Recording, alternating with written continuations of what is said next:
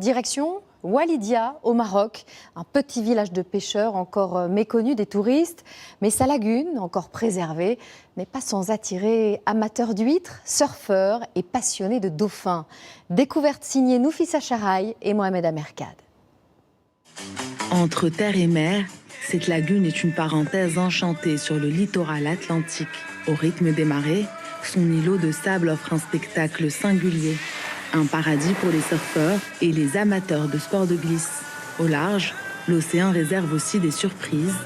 Un instant magique avec ce ballet de dauphins. Walidia est surtout la promesse d'un moment exceptionnel. Walidia, en un mot, c'est un endroit hors du temps. C'est la liberté. C'est la perle de l'Atlantique. C'est la meilleure. Pour moi, c'est le paradis. C'est aussi le paradis des huîtres. Star absolue, on les retrouve partout.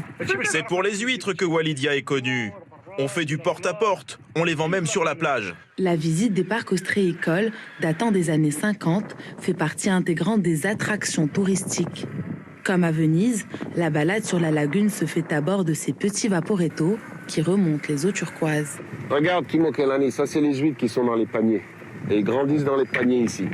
Ce site produit plus de 250 tonnes d'huîtres par an. Toutes les jeunes huîtres, les naissins, arrivent de France. Ensuite, elles grandissent ici, dans la lagune. Les huîtres sont destinées au marché local, mais avec les fêtes de fin d'année, on en exporte jusqu'à 30% à l'étranger. Elles sont sucrées et pleines d'iode. Les Marocains viennent de tout le pays pour les déguster. Crues ou gratinées, il y en a pour tous les goûts.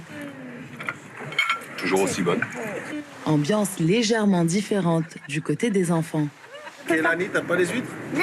Situé face à la lagune, cet hôtel construit en 1940 est le plus ancien de Walidia. Dans le temps, c'était le seul établissement. Walidia, c'était vide.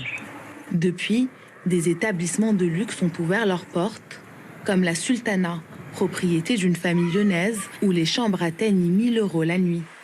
Toute la journée, le lagon se remplit au rythme de l'océan. Cette eau poissonneuse est un paradis pour les pêcheurs, mais pas seulement. Fasciné par les dauphins, Laurent sort en mer toutes les semaines depuis 24 ans pour aller à la rencontre de ces mammifères de légende. À proximité des grands fonds, la station balnéaire est un poste d'observation privilégié. Ce sont des créatures qui sont fascinantes. Donc au début, quand je me suis aperçu de ça, j'ai commencé à sortir un peu à la limite de façon exagérée. J'ai appris à relativiser, il faut un peu démystifier. Et puis le plus magnifique dans tout ça, c'est le partage. On se met à l'eau aussi.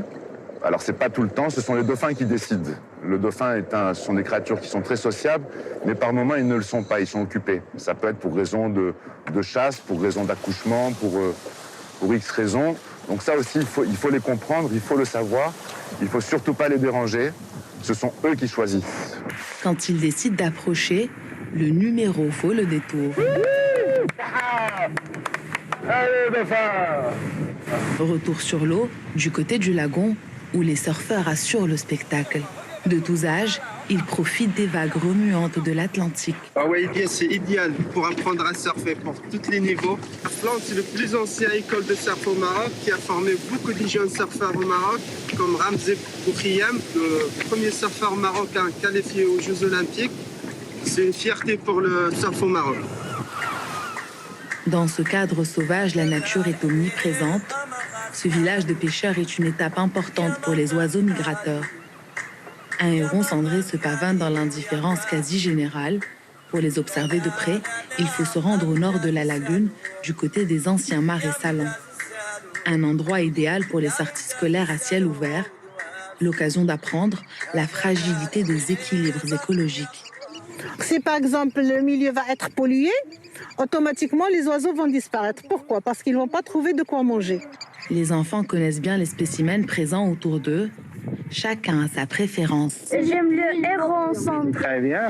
Dans la région, le nombre de jeunes flamands a beaucoup diminué ces dernières années.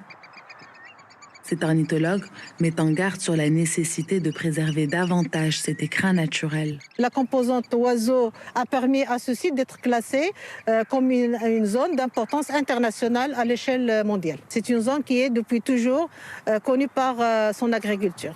Ce qui a changé, c'est que De plus en plus, il y a l'utilisation des intrants, donc que ce soit des engrais, que ce soit des pesticides. Et malheureusement, c'est des utilisations excessives.